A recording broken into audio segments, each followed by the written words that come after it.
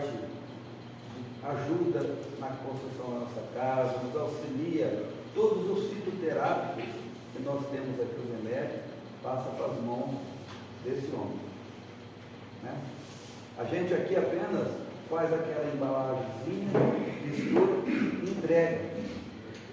Mas o laboratório fica lá na casa de Maria, em Iguá, né? E tem todos os sábados, tem as quintas-feiras as palestras, e aos sábados tem os atendimentos lá a partir das meio-dia, 13 horas para frente, aí não tem hora de terminar nessa hora. Então, a gente, é uma alegria tê-los junto conosco nessa noite. E eu gostaria de convidar o Paulinho para fazer a prece para nós, para a gente iniciar desde o horário exato, que é às 20 horas, para a gente iniciar a nossa palestra. Boa noite a todos. Boa noite. A paz do Mestre Jesus, que seja conosco, que seja com os irmãos.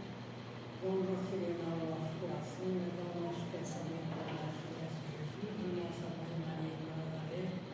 Agradecemos eles pelos nossos dias de trabalho, pela oportunidade de estarmos aqui mais uma vez nessa casa maravilhosa, que faz parte da nossa vida, né?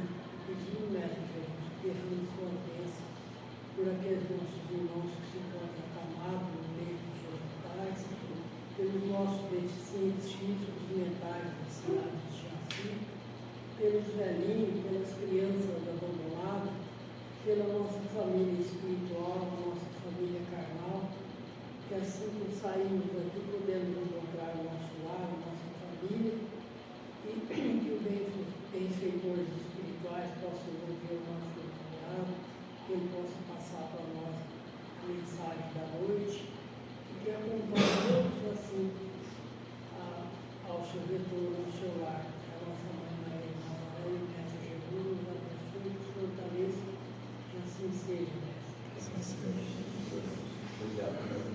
A mensagem que nós temos, vamos deixar no bolso esquecida, não? A gente leva para casa, chegar lá e ler ela, estudar e guardar, para que tudo isso vai nos fortalecer.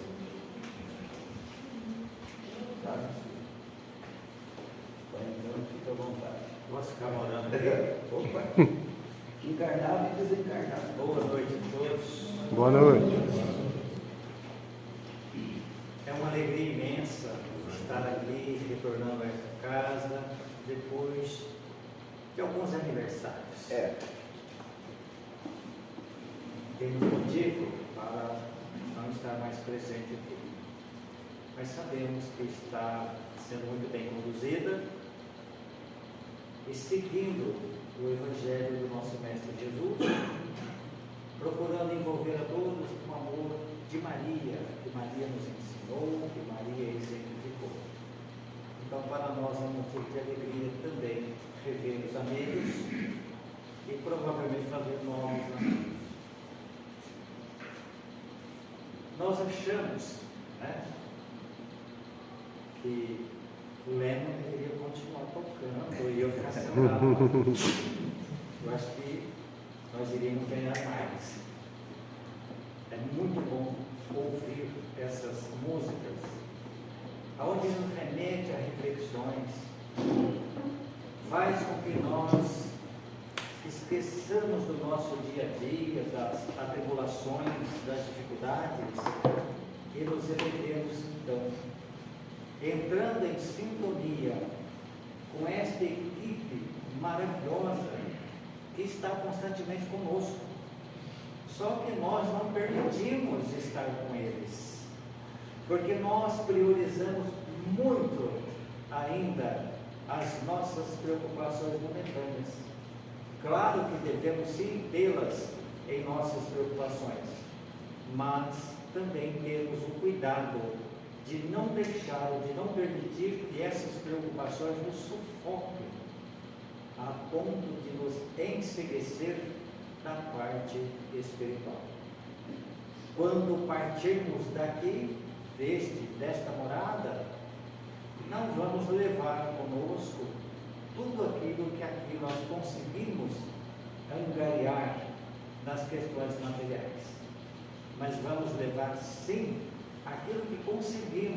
realizar, tendo a certeza, tendo a convicção de que fomos apenas fiéis depositários.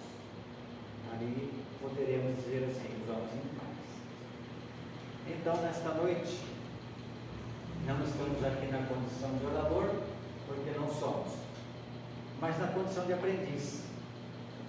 Alguém que está se dedicando em procurar aproveitar todas as oportunidades que o plano maior nos oferece, na tentativa de, quando eu retornar para o mundo espiritual, eu retornar um pouquinho melhor do que quando aqui cheguei. E para isso quero agradecer a minha esposa, que aqui está, por ela fazer parte desse grande exercício de estar convivendo comigo 51 anos. Então, muito obrigado por me compreender, por ter permitido eu adentrar no caminho da doutrina há 47 anos atrás. Não apenas adentrar, como também me acompanhar nesta missão, porque todos nós que aqui estamos em missão, seja pequena, média ou grande, mas todos nós temos sim os nossos compromissos para essa existência. Então, a nossa gratidão por ela ter aceito também junto conosco esse desafio. Pois bem, como eu disse, não sou orador, então eu preciso trazer a cola lá e tentando estabelecer aqui uma linha de raciocínio. E nós trouxemos aqui do livro Paz e Renovação uma lição de Emmanuel, porque nós achamos muito oportuno de quando em quando estarmos lembrando e relembrando os nossos compromissos, porque em algum momento nós podemos até nos questionarmos: o que eu estou fazendo está correto? Por que fulano não me entende? Por que fulano me critica? Por quê? Nós ainda vivemos dessas indagações, é muito costumeiro dentro de nós. Então, talvez através dessa lição de Emmanuel, no livro Paz e Renovação, nós vamos ter assim bastante informação para podermos analisar o que vivenciamos no nosso dia a dia. E a lição de Emmanuel diz: o espírita na multidão. O espírita na multidão. E ele começa a lição dizendo o seguinte: todos aqueles que se propuseram a seguir Jesus e a começar a trabalhar em si mesmo, nas reformas íntimas, nas modificações, esses começam a ser observados diuturnamente. Meu Deus, será que isso é verdade? Então, aqueles que estão aqui, que já têm alguns anos ou algum tempo de doutrina espírita, será que já foi abordado ou já ouviu assim: você não é espírita? É isso que você está aprendendo lá? Então, quando nós ouvimos isso, é porque nós estamos sendo observados. Só que, igualmente, nós estamos sendo observados pelo plano espiritual. Vamos imaginar aquela situação onde temos muitos inimigos do passado, hoje aqui na nossa época, na nossa fase, nesta atual reencarnação, nós não fizemos inimigos, porque já temos uma consciência que, de uma certa maneira, nos cobra uma postura de paciência e de verdade, e não de repetir. Mas nessa existência e as existências anteriores, como que ficou o nosso comportamento? Nas épocas das batalhas, das cruzadas, nas noites de São Bartolomeu, e nós estamos vindo desse rei, desse reinado. Nós agíamos muito por impulso, pela autoridade, o poder de mando que tínhamos. Nós estamos vindo, hoje nós que estamos militando na doutrina espírita, somos aqueles. Então, todos nós temos eles ainda inimigos que torcem para a nossa derrubada. Então, estamos sendo sim vigiados pelo plano material, pelo nosso meio social e também por aquele lado espiritual, para muitos de nós, o lado invisível. Bem, então já compreendemos que Emmanuel fala que nós estamos sendo vigiados diuturnamente, ok?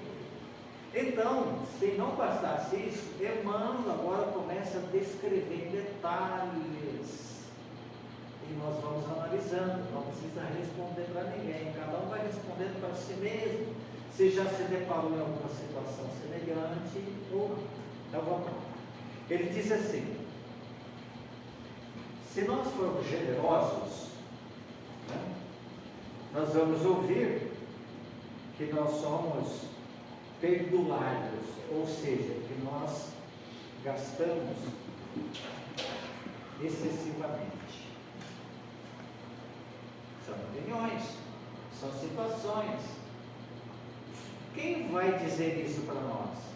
Aquele que tem dificuldade de colocar a mão no bolso. Ele quer sempre procurar frear quem faz, porque ele não quer fazer, então ele procura criticar quem faz. Nós vamos ouvir sim, tudo bem. Lá no final nós vamos entender a colocação de Emmanuel. Mas se nós formos econômicos, se nós economizarmos, nós vamos ouvir que somos avarentos. Tem alguém que vai ver que nós somos mão de vaca, tem escorpião no bolso. O que custaria ajudar? O que custaria comprar uma pizza? O que custaria comprar uma rifa? Percebe? Então, olha, somos assim. Se nós mantermos a disciplina, nós vamos ser considerados ou chamados de ditadores.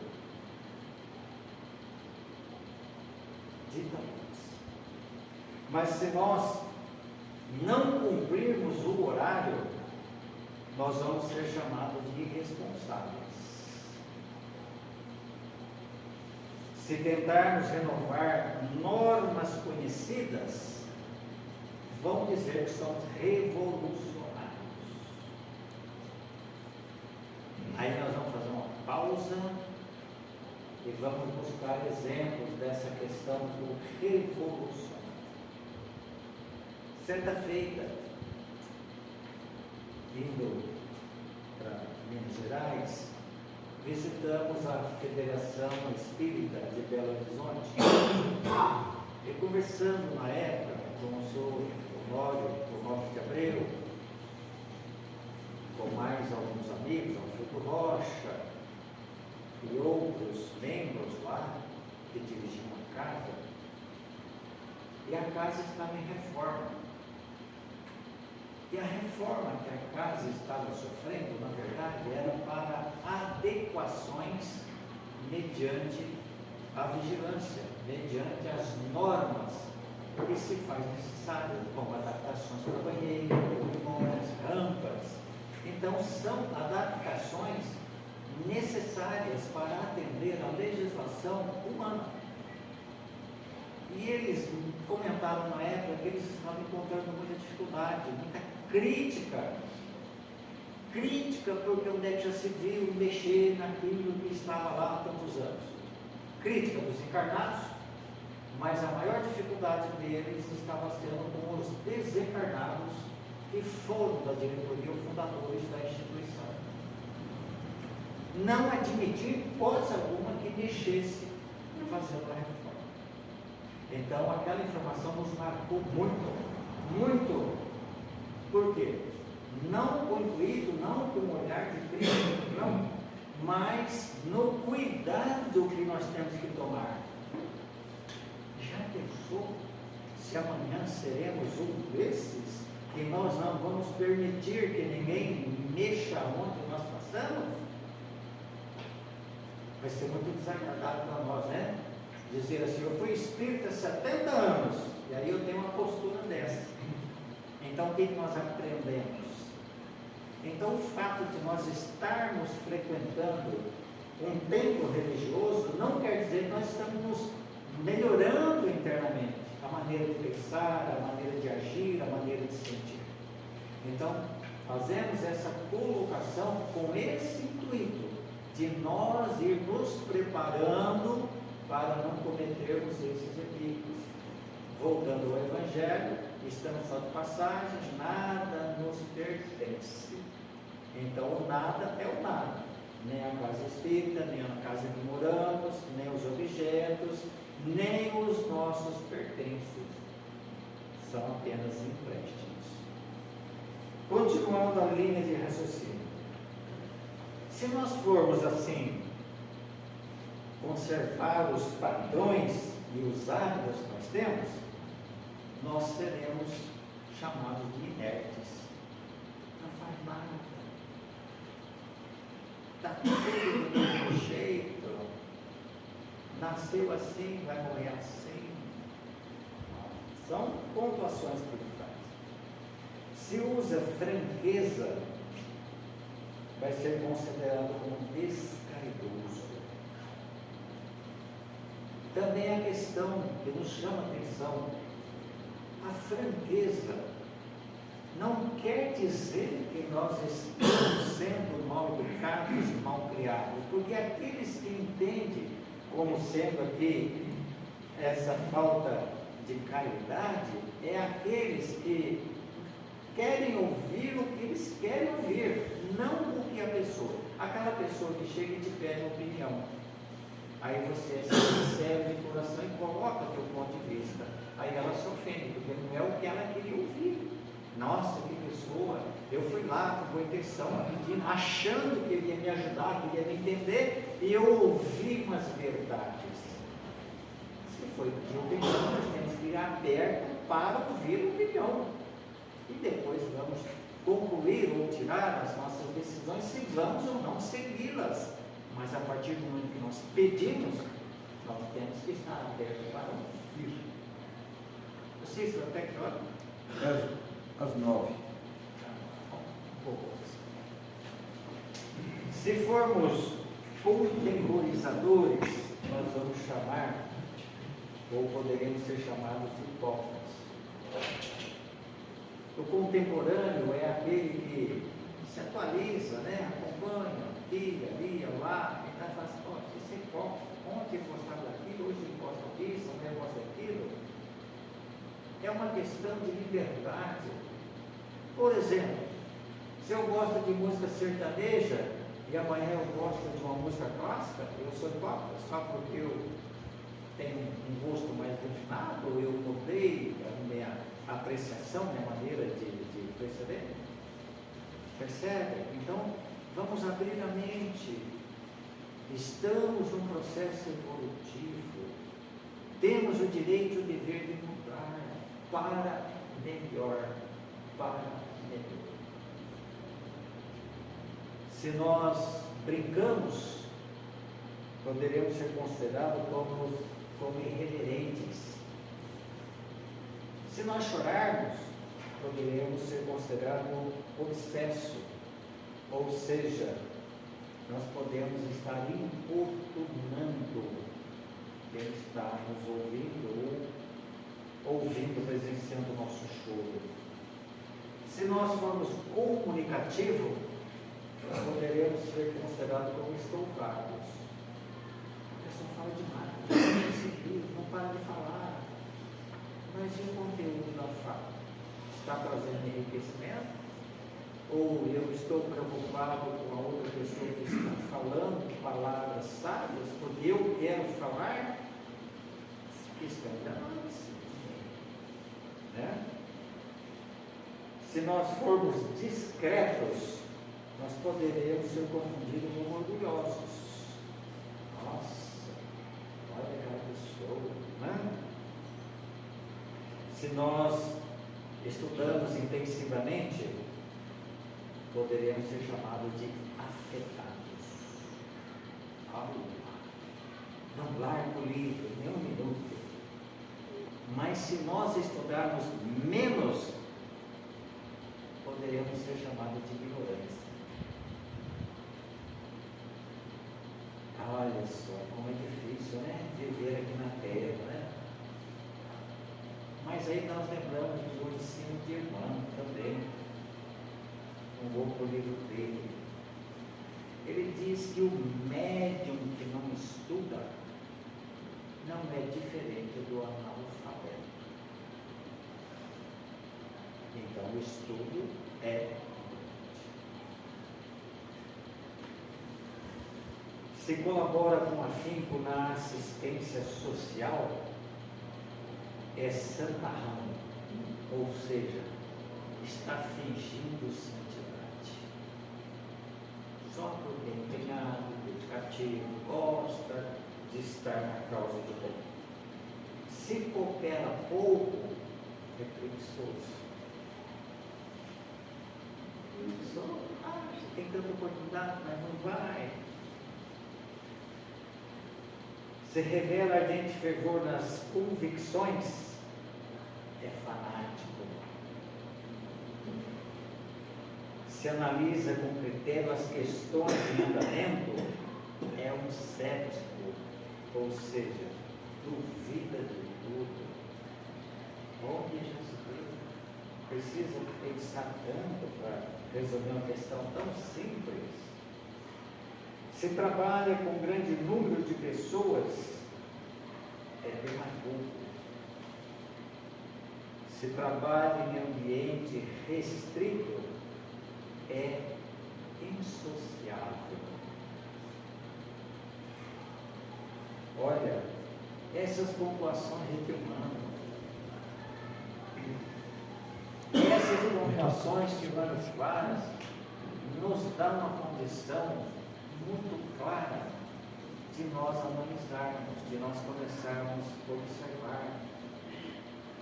Por que temos que viver com pessoas difíceis? Por que temos que ouvir algumas colocações que não condiz com a nossa verdade ou realidade do momento, com aquela expressão, aquele sentimento que nós estamos passando, transferindo, transmitindo? Então, Emmanuel finaliza: a multidão é nossa família e nada justificaria qualquer propósito de nos distanciarmos dela. Temos que continuar amando-a e abençoando-a e não nos esquecermos que um dia a humanidade preferiu Barrabás e não Jesus, o que foi um lamentado. Estejamos atentos a isso. Onde estivermos e com quem estivermos, lembremos que o nosso compromisso primeiro é com Jesus. Por isso essa colocação e esse agradecimento que eu fiz no início, porque nós vemos tantos lares que foram desfeitos, divididos, por uma questão tão simples, por uma questão de não ter conseguido compreender o propósito de cada um. Quantos casais se dividem, se separam, questões religiosas? Eu venho de um berço religioso, vou me casar, consequentemente, com alguém que vem de uma outra religião. E normalmente o que acontece? Uma imposição. Eu quero que você venha na minha. Por que isso? Aonde vamos encontrar Jesus aqui? Aonde foi que Jesus impôs para quem quer que seja? Então, quando nós abrimos a nossa mente para a aceitação de tudo que acontece e juntos trabalharmos para o bem-estar de todos, agora vai fluir. Conhecemos casais, por exemplo, o marido é espírita, a mulher é católica. Ele frequenta a doutrina espírita e leva ela para assistir às missas, participar dos eventos, alguns eventos que tem na igreja. Qual é o problema? Raramente as mulheres fazem isso. Nós não conhecemos casos onde as mulheres frequentam vai acompanhar os maridos nas casas espíritas, mas os homens, os maridos vão. Não estou dizendo que nós, os homens, somos melhores, não é isso, mas nós sabemos também que existem exceções, tá? Então apenas colocações. Por quê? Jesus está aqui, está ali, está lá, está em todo lugar. Deus também está em todos os lugares. Agora, a partir do momento que eu vou com respeito, qual é o problema de eu adorar um outro templo religioso? Eu tomo a liberdade de compartilhar aqui uma grande experiência que eu tive aqui há alguns anos atrás, talvez uns 10 anos atrás. A nossa igreja católica lá da cidade de Ibirá passou por uma reforma um tanto acentuada e fomos convidados a participar e com muito prazer ajudamos sim e ficou muito bonito. E o padre que estava na época, o padre Brandão, mente muito aberta, fantástico, teve na Casa de Maria 2 vezes, para palestra. E ele disse assim para mim, nós conversávamos muito, quando a igreja estava pronta, finalizando a reforma, ele disse assim, senhor Heraldo, eu tenho um pedido para fazer para o senhor. Eu já pensei, né? Pois não, padre, nós vamos fazer a reinauguração da nossa igreja tal dia. Eu gostaria que o senhor falasse 15 minutos na homilia. Ele falou, o senhor tem certeza? Tenho. Padre, o senhor vai ser caçado da cidade. Ele disse, não tem problema, porque eu sei que o que o senhor vai falar vai estar condizente com os ensinos de Jesus. E assim aconteceu. Foi o dia que a igreja mais teve visitantes, participantes. Não por causa da renovação, para ouvir o que eu ia falar, mas por inspiração. Falamos da importância da Igreja Católica no Brasil. Falamos da importância que esses grandes missionários tiveram a trazer aqui para nós a evangelização, a imagem de um Cristo, a presença de um Deus, da maneira que eles entendiam, mas como fizeram. Aonde foi rezada a primeira missa, aonde foi rezada a segunda missa, e assim por diante. Então, era para ser 15 minutos, se estendeu por meia hora. Tá bom. Falamos na homilia, depois o padre finaliza e depois vamos descerrar a placa comemorativa. E aí ele pede se eu tinha alguma coisa para falar mais. Eu disse para ele, padre, é melhor não. E ele falou, por favor, ele me deu o microfone. Aí nós contamos a história do Pilar. Quem doou a terra, quem era o fazendeiro, infelizmente ele era racista. Tinha uma história de uma imagem do São Benedito lá que estava escondida, com o braço quebrado, e a população não sabia. Então, não tinha imagem de São Benedito na igreja. Nós compramos a imagem de São Benedito, foi colocado nesse dia. E foi uma história bonita, e essa história quem trouxe foram os espíritos para nós através das sessões mediúnicas. Assim que nós começamos a reforma, foi muito difícil, os ataques foram intensos, porque alguém não queria que mexesse. Olha o apelo. Não queria hipótese alguma. E quem não queria que mexesse? O fazendeiro, porque doou as terras para fazer a igreja. Então era uma pequena capela e depois foi construída aquela igreja em cima e depois retirada a capela. E ele que me falou da imagem de São Benedito. E nós falamos com o padre Brandão.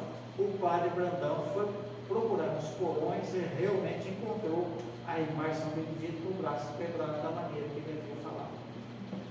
Então agora a cidade de Ibirá ficou sabendo.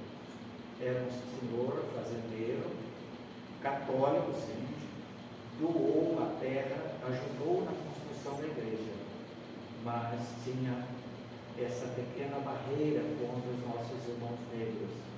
E ele disse para mim em reunião, grave comigo, tentando me inibir, tentando fazer com que eu parasse com a reforma. que na fazenda dele sempre teve muitos bois, mas nenhum preto. Tá? Então depois nós fomos buscar para aqueles moradores mais antigos da cidade, e tudo foi constatado conforme ele havia dito, e outras informações que chegaram também. Então, histórias verídicas que nós tivemos a oportunidade de participar. Então, quando nós lemos, quando nós estudamos aqui, olha, o nosso primeiro compromisso é com Jesus. E se nós formos agora voltar o nosso olhar para os obstáculos, será que nós vamos conseguir atingir o nosso objetivo? Obstáculos, por exemplo, na questão familiar. Eu não vou porque a minha mulher não quer, eu não vou porque o meu marido não quer. Isso é desculpa que nós arrumamos. É a lei do menor esforço. Eu não quero ir mesmo, então eu uso como desculpa e eu vou ficar bem. Não, nós não vamos ficar bem. Perante a lei maior, não. Vamos ser cobrados, sim. Isso, as obras de Kardec nos ensinam. Então, o primeiro compromisso com Jesus.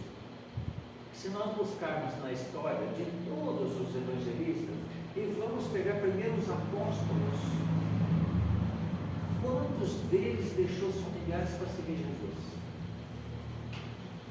Aqueles entenderam, o compromisso deles primeiro era com Jesus. Ah, eu fui, então minha família ficou abandonada? Não. As famílias consanguíneas são numerosas. Então, quando nós temos o entendimento e agora o sentido de cooperação, ninguém fica abandonado. Mas todos vão seguir o curso, atendendo primeiro o chamamento de Cristo. Então, quando nós nos conscientizarmos do nosso dever de cristão, em qual religião nós estivermos, nós não vamos ter grande dificuldade, porque todas essas pontuações que Emmanuel faz, nós não vamos dar ouvido. Vamos ouvir aqui, vai sair aqui, está tudo bem. Nós não vamos guardar para nós e depois falar, nossa, olha o que fulano falou, eu acho que eu não vou lá mais não, porque a pessoa falou isso, o outro fala aquilo. Esses são os obstáculos das dificuldades que nós criamos outrora e que agora temos que superá-las. Nós precisamos entender que ainda nós não temos o merecimento de viver num mundo de paz, num mundo de felicidade plena. Não aprendemos que aqui na Terra, de 1 a 5, ocupa o número 2, de baixo para cima, e aqui predomina o mal. E por que nós estamos aqui e não estamos em planetas ou em mundos mais elevados? É a nossa condição, é aqui que nós temos que passar por essas provas. O irmão nos disse algo que não é condizente, o problema é dele, não é meu. Como disseram, né? Como o Emmanuel falou do Chico certa feita. Chico triste, cabisbaixo. Emmanuel falou assim para ele, Chico, o que está acontecendo com você? Ai, mano, você não está vendo? Não, não estou. Como se não tivesse, né? O que está acontecendo? Ah, Emmanuel, o que estão falando de mim na cidade não é verdade. Então, Chico, se não é verdade, você não tem motivo nenhum para se entristecer. E se fosse verdade, também não teria motivo, porque é verdade. Então ergue a cabeça e vamos trabalhar. Olha que lucidez de raciocínio. Então por que nós vamos guardar ainda tanta informação que não tem mais valor, que deveria ser eliminado da nossa frente ou do nosso entendimento? Extirpar definitivamente a situação, o problema, o agravante é de quem pronuncia. Agora, se eu guardo, então agora passa a ser o meu problema. Mas se um dia no plano espiritual alguém falar assim, fulano, você recalcular para fazer isso,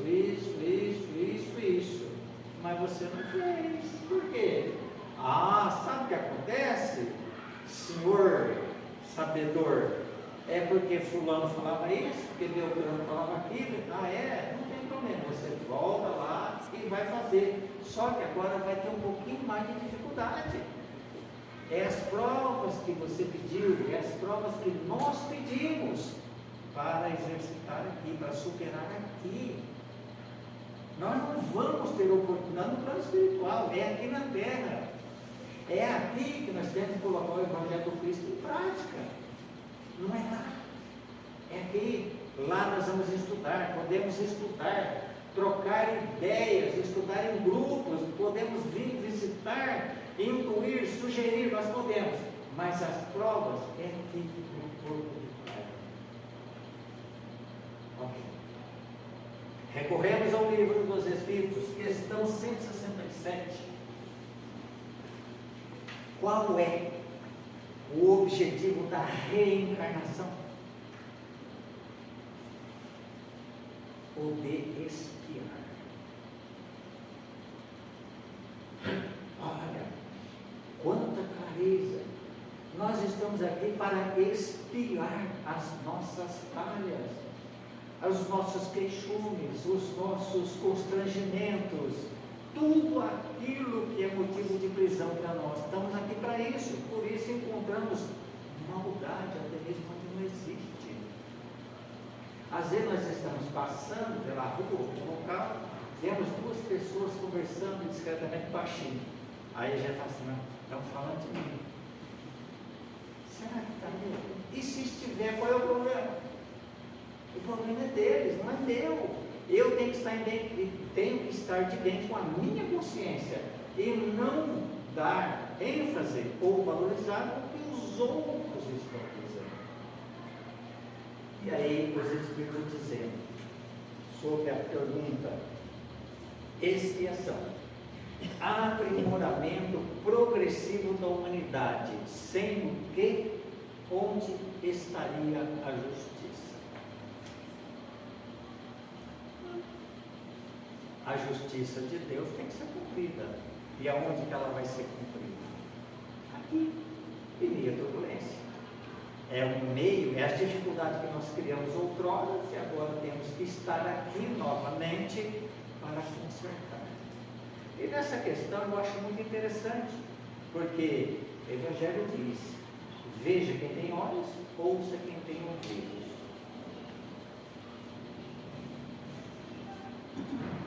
Então, quanto maior o débito, maior será as tarefas, as atividades. Por isso que tem algumas pessoas que estão na liderança de 5 Casas de Maria. Tá bom. Começamos Casas de Maria há 14 anos, por intuição, sugestão, depois de 30 anos de IELAR. Então, alguns espíritos amigos nos pediu que começássemos, só para entender o que é e por que a justiça divina. Nós já aprendemos que tudo que nós quebramos tem que consertar. Faça do teu inimigo um amigo. Perdão para as ofensas. Já aprendemos. E como que isso se dá? Como que acontece? Quando adentramos na parte espiritual, associando a parte material, vai ficando mais fácil o entendimento.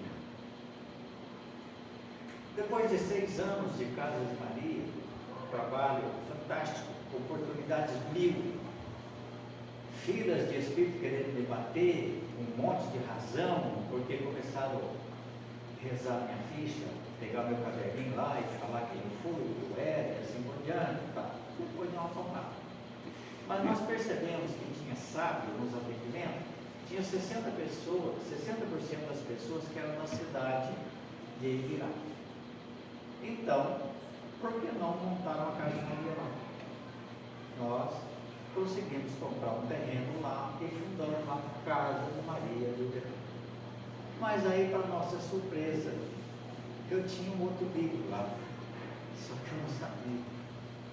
Então, assim que iniciamos os trabalhos, aí vem os irmãos de mais ou menos 650 anos atrás, contando parte da minha história, mas no sentido de cobrança. Que há mais ou menos 650 anos atrás, eu passava por lá, eu estava encarnado, eu era um coronel, e naquele local onde está a casa de Maria, era uma senzala. E do lado tinha um terreiro de Umbanda. Eu era o dono dessa senzala, eu era o chefe de terreiro. E pensa numa quantidade de espíritos bravos comigo porque eu mudei de lado. Onde é que já se viu? Bravo comigo porque agora não era mais chão batido.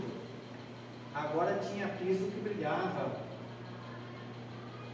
Olha, justiça divina. Eu não fiz um monte de coisa errada lá atrás. Nada mais justo que agora eu volto para o mesmo lugar para dar uma acertada na situação. Quanto daqueles irmãos que agora conseguiram entender também, agora segue o caminho do Cristo. Então, nossas vidas é assim, nos nossos reencontros familiares, matrimoniais, filhos, genros, noras, é assim. Só que talvez nós não temos essa visão ou a informação. Então nós começamos a ver como dificuldades. E ainda é comum nós dizermos assim, o que eu fiz para Deus para merecer isso? Fizemos sim. Porque Deus é justo. Ele é misericordioso, bom e justo. Então, dentro da misericórdia e da justiça, Ele não vai dar para nós algo que nós não merecemos. Ele não vai fazer isso. Porque Ele é amor. Ele nos ama. Então, se temos hoje a companheira difícil, é aquela que nós não tratamos lá atrás, é aquela que nós desvirtuamos do caminho, é aquela. Hoje está aqui conosco. É o marido que é problemático, é aquilo que nós ajudamos, deixar ele lá, marginalizado, vicioso e assim por diante. Ele participa de sessão mediúnica, sabe o que nós estamos falando. Então, oportunidade. Tivemos e estamos tendo a melhor das oportunidades de todas as nossas existências. Nunca tivemos tanta oportunidade como estamos tendo agora, porque hoje temos liberdade de expressão. Hoje nós podemos falar abertamente de religiões, ainda podemos, aqui no Brasil. Podemos falar da doutrina espírita ou da espiritualidade numa aberta. Até alguns anos atrás nós não podíamos. Há 166 anos está aqui a doutrina espírita como luz a iluminar os nossos caminhos e como busca orientadora para nos colocar no caminho correto, para nós não nos iludirmos mais. Não podemos mais fingir que não sabemos o que devemos fazer. Tem passado essas colocações no livro Contra o Perigo. Emmanuel nos traz outra grande lição. Porque, então agora, vem Emmanuel como que resumir isso que nós estamos falando mais abertamente. Então, nessa lição, Emmanuel diz para nós tomarmos muito cuidado para não sermos intermediários apenas das palavras, mas que sejamos sim os trabalhadores que colocam a mão na rua. Porque falar de Jesus, falar da caridade, falar do bom proceder, é tudo muito fácil. Nós podemos decorar livros, mas Emmanuel diz que nós precisamos levar obras, nós precisamos construir, nós precisamos reformar. E aí está a dificuldade que às vezes enfrentamos. Nós temos enfrentado, vamos mudar, nós temos encontrado grandes oportunidades de entender essas mensagens de Emmanuel. Conversamos recentemente com uma senhora que passa pelos atendimentos fraternos, 82 anos de idade, uma senhorinha muito simpática. A senhora é espírita desde quando? Desde que eu nasci. Nossa, que bênção, que maravilha. A senhora já estudou os livros? Nossa, eu li todos os livros de Zíbia Gasparetto. Eu fiquei triste. Muito triste. O Pentateuco, a senhora estudou? O que é isso? Ela não sabe o que é o Pentateuco. O Evangelho segundo o Espiritismo, o livro dos Espíritos, o livro dos Médicos, o Inferno, não, isso daí. Aí então, como que uma criatura dessa chega no plano espiritual? Com todo respeito a todos os escritores, mas Zíbia Gasparetto deixou de ser escrita há muitos anos. Os livros de Zíbia Gasparetto é tudo igual. Eles vão ser felizes para sempre. São romances que não trazem informação segura. Então, o cuidado que nós temos que ter, nós que está na liderança, de informar corretamente, temos que usar a palavra para levar a informação correta, mas alertar também para os perigos que está ali à espreita. Então, eu perguntei para essa irmã de 82 anos se ela sabia quem era Zíbia Gasparetto. É uma médium muito importante, escreve muito, ela tem uma vidência, A senhora sabia que ela não é espírita? Acha? Sim. Ela fez uma declaração numa televisão, isso já acho que uns 15 anos atrás, que ela não era mais espírita, que ela era espiritualista e que a mediunidade dela ali ia cobrar porque ela tinha direito. Nós ouvimos essa entrevista dela, por isso falamos seguramente. Na televisão ouvimos ela entrevistada e ela disse isso.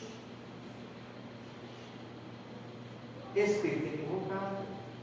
Por isso que a Dona Maria Modesta Cravo, por isso que o doutor Inácio Ferreira diz que quem mais dá trabalho para eles no mundo espiritual são os espíritas. Espíritas equivocados, que lê algum livrinho, acha que é espírita, que volta, vai para o mundo espiritual como se soubesse alguma coisa. Então vamos entender, vamos nos ater às obras básicas, as obras que Chico psicografou, as obras de Miramês. Agora nós não vamos sair do livro. Quer ver outro livro que deu muito problema e infelizmente o escritor vai sofrer com isso? Pela lei maior, Violetas na Janela. Meu Deus, o que esse livro causou de suicídio no mundo? Porque o que existe naquele livro não condiz com a realidade. Imagina as pessoas que estão em desespero, os jovens, adolescentes, que não são maduros ainda, que estão vivendo em conflitos, e agora se sente coagido porque não quer enfrentar a família, porque não quer enfrentar a sociedade. Lê aquele livro, pronto, já sei o que fazer. Aquele livro está dizendo que a morte é uma libertação de todos os pesadelos. Atendemos uma mãe e uma tia na casa de Maria.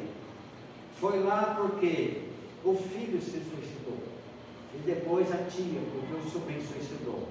E nós na entrevista perguntamos, e ele estava lendo algum livro, leu um livro, aí ele acabou de ler Violetas na Janela. Aí nós explicamos o que aconteceu. Então, é de muita responsabilidade. O que estamos lendo, vamos nos ater a Jesus e a Kardec.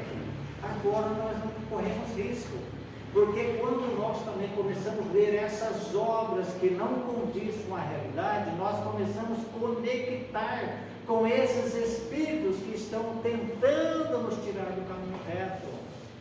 Questão de sintonia. Quem afirma isso? Questão da sintonia, explicando. André Luiz, mecanismos da mediunidade. Então, o que eu estou lendo? Qual o objetivo? Responsabilidade nossa.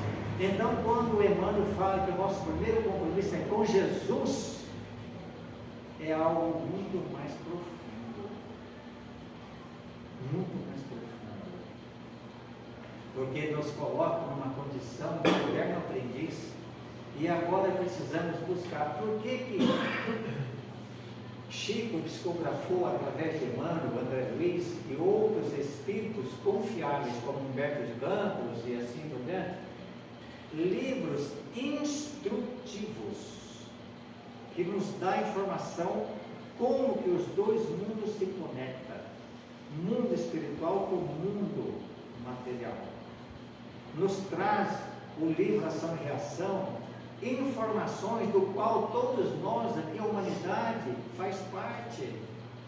Porque os conflitos em família, porque problemas com divisa de cerca, porque problemas com vizinho, porque está lá no livro.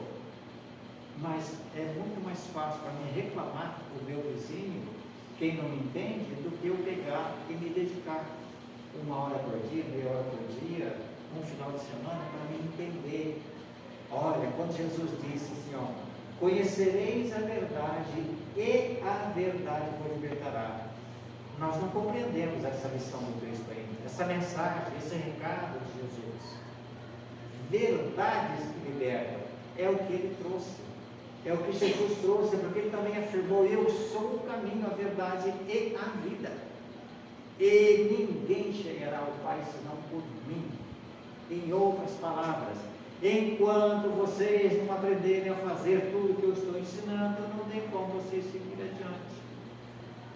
Então nós esquecemos, deixamos Jesus, deixamos Kardec e começamos a querer buscar os atalhos equivocados. Aí não dá certo. Aí a gente cai no mundo das lamentações.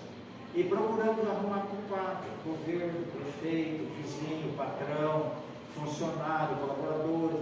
Aí começamos a arrumar um monte de defeito, de desculpas. Mas aonde está a nossa culpa? Aonde tudo começou? Vamos buscar retrospectiva. Às vezes nós viemos aqui nessa encarnação para andar a pé, mas não quero andar de avião. Eu esqueço da lei maior. Eu esqueço de perguntar se eu tenho merecimento para andar de carro, mas eu quero andar de avião. Mas por que você quer andar de avião? Porque fulano manda, Beltrano manda. Mas o que eu tenho com o outro? Meu compromisso é com Jesus. Aonde eu estou sendo convidado? Qual é a minha capacitação? O que eu estou fazendo para merecer um degrau a mais? Então, compromisso com Jesus é algo muito sério para todos nós. Então, se nós fôssemos falar nessa linha dos fatos, dos acontecimentos, durante esses anos, essas experiências que nós temos vivenciado, ficaríamos aqui mais algumas horas. Mas também não adiantaria, porque precisamos de um tempo para nós refletirmos.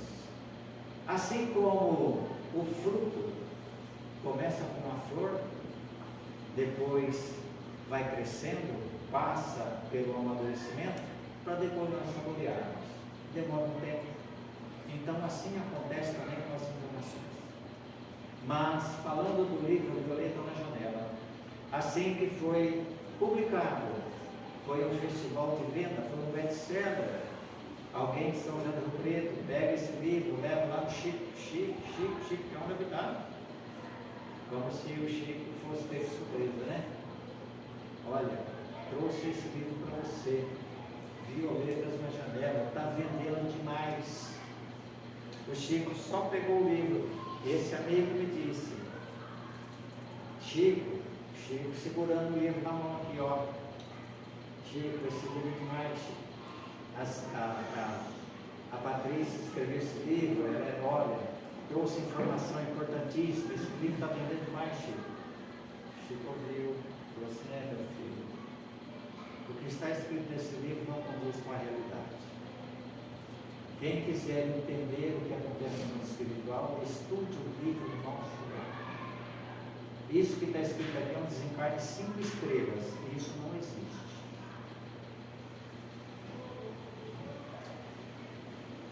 Então eu agradeço pela demanda, pela fala, pela oportunidade. Mas convidamos a todos sim a permanecer unidos nesse ideal, nesse propósito de nos melhorarmos a cada dia, a cada instante. E lembrando que precisamos vivenciar as etapas, estudar, compreender, aceitar e depois praticar. Se nós não praticarmos, vamos ficar ainda como um barco à deriva.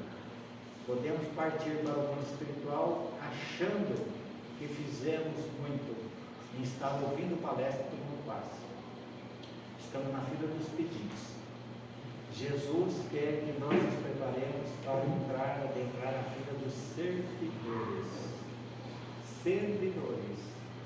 E para servir, nós temos que nos preparar. Assim como o médico, para medicar, ele precisa de estudo. O advogado, para também defender as causas. Assim o professor, para ministrar as aulas. O aviador, para voar. Tudo precisa de preparo. Os músicos precisam também do preparo. Tudo na vida requer esforço, empenho e dedicação. Se quisermos ser melhores amanhã, começamos o esforço no dia de hoje. A nossa gratidão eterna pelo carinho e pela grande oportunidade. Muito obrigado, obrigado. Eu vou pegar